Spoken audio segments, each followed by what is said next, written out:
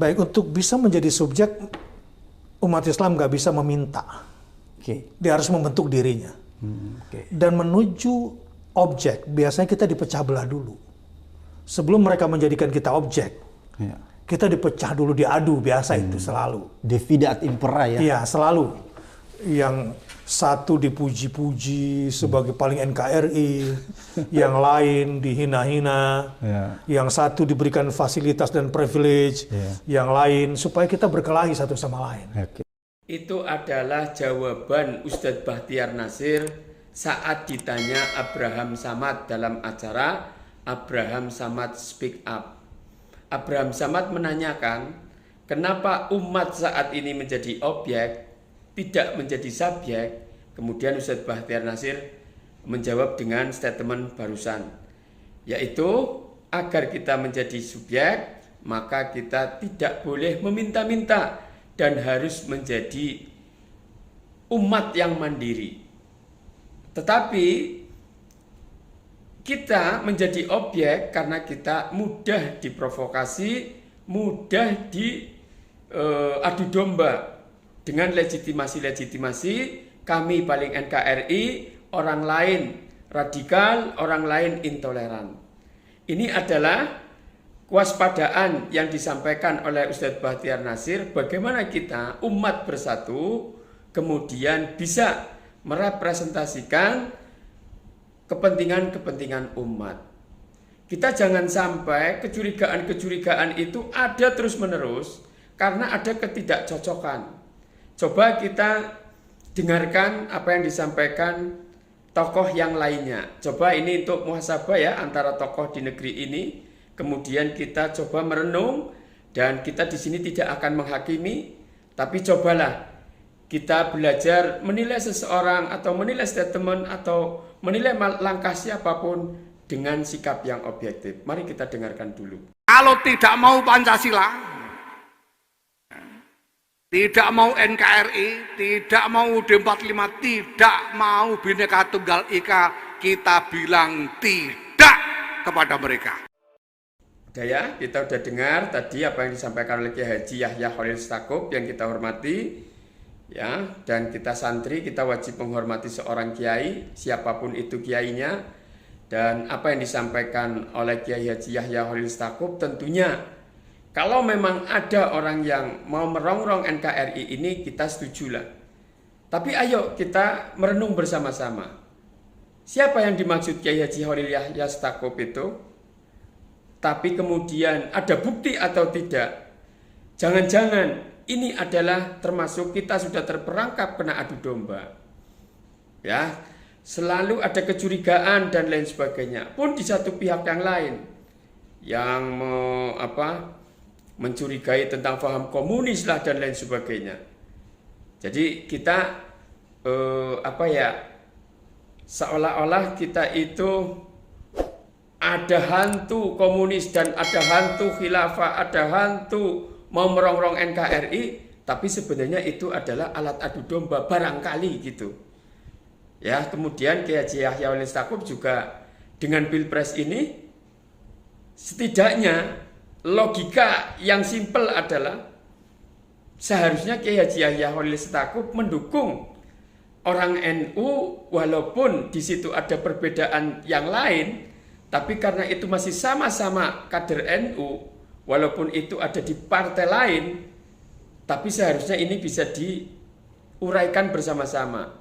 Tapi apa yang terjadi? Coba kita dengarkan lagi statement Kiai Haji Yahya Khalil Stakuf yang sepertinya aromanya tidak mendukung Muhaimin Iskandar dan sepertinya tidak ridho atau apa, monggo ditafsiri bareng-bareng. Yang jelas kita tidak mau menghakimi, tapi bagaimana kita mau muhasabah bareng-bareng demi NKRI ini, demi umat ini.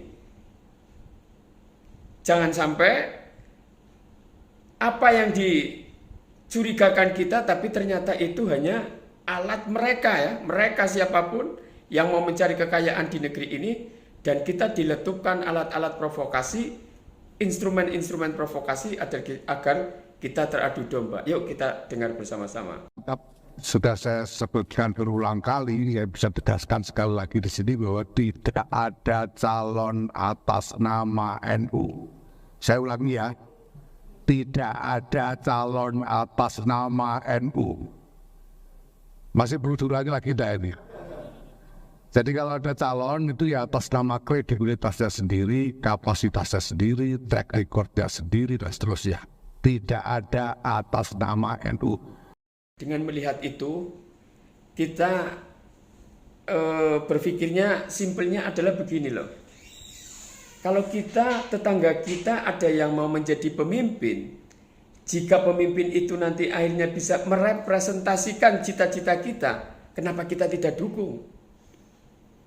Yang jelas Muhaimin Iskandar itu orang NU. Yang jelas itu Muhaimin Iskandar orang NU. Adapun permasalahan-permasalahan internal, apakah itu keluarga atau itu di dalam organisasi, harusnya diuraikan biar masyarakat itu tidak mencurigai bahwa kita sedang ada polemik. Kemudian apa yang dikatakan Hasan Nasbiyah, nanti kita coba lihat juga ya videonya Hasan Nasbi, mengatakan biar NU tidak menjadi objek saja, jangan cuma dijadikan objek, maka NU harus jadi subjek. Caranya bagaimana agar NU jadi subjek? Ya bagaimana ada partai yang merepresentasikan dari nilai-nilai ke-NU-an dan di situ bisa menjadi subjek. Tidak menjadi hanya objek, tidak hanya menjadi alat elektoral. Yuk kita lihat apa yang disampaikan Hasan Nasbi, karena Hasan Nasbi juga seorang cendekiawan dan pengamat politik. Mari kita dengarkan bersama-sama. Nah, itu satu. Nah, kedua, kalau misalnya berebut semuanya nyari calon NU, jadi nggak ada maknanya itu. Iya. Yang ketiga lebih parah lagi. Kalau dia wakil NU, ini buat Mas Anies nih, atau buat calon lain juga, buat Pak Prabowo atau buat Ganjar, dia wakil NU. NU senang, wah wakil kita punya wakil di sana. Ya kan? Tapi kalau dia nggak buat partai politik, dia cuma jadi pajangan. Jadi NU itu bukan buat dibantu, tapi cuma buat dipajang aja NU itu nantinya. Stempel aja. Kalau dia nggak punya kekuatan politik, dipajang aja tuh wapresnya. Jadi NU bukannya diperebutkan, tapi diperalat kalau kayak gitu. Sudah kita dengar bersama ya apa yang disampaikan oleh Hasan Nasbi. Jadi sebenarnya ini adalah momentum. Di awal pembukaan tadi video Ustadz Bahtiar Nasir mengatakan kita harus menjadi subjek, menjadi fa'il kalau dalam bahasa Arab. Jangan hanya menjadi maf'ul, objek. Ya, kemudian ada kecurigaan-kecurigaan atau mungkin ada masalah-masalah internal keluarga ataupun apalah itu. Harusnya itu bisa diendapkan. Ini adalah momentum. Bagaimana seorang pengamat politik Hasan Nasbi mengatakan NU tidak akan bisa berbuat apa-apa jika tidak ada partai yang mewakili NU untuk merepresentasikan cita-cita Nahdiyin. Selama ini orang masih berebut tentang umat, masih berebut tentang Nahdiyin. Tapi dengan apa yang disampaikan Ustadz Bahtiar Nasir, apa yang disampaikan oleh Kiai Yahya Holil Stakuf, sebenarnya solusinya adalah di Gus Muhaimin Iskandar. Bagaimana bisa mengkonsolidasikan pendekatan dengan Gus Muhaimin biar bisa merepresentasikan kepentingan umat dan kepentingan Nahdiyin. Monggo dikomentari, silahkan. Kita tidak ada niat menghukumi, tidak ada niat menghakimi, tapi kita sebagai orang yang hidup di dalam negara berdemokrasi, kita coba analisa, kemudian telaah, kemudian kita bikin natijah, bikin kesimpulan. Matur nuwun. Subscribe, like, comment, and share. Tetap jaga persatuan dan kesatuan. Sampai jumpa.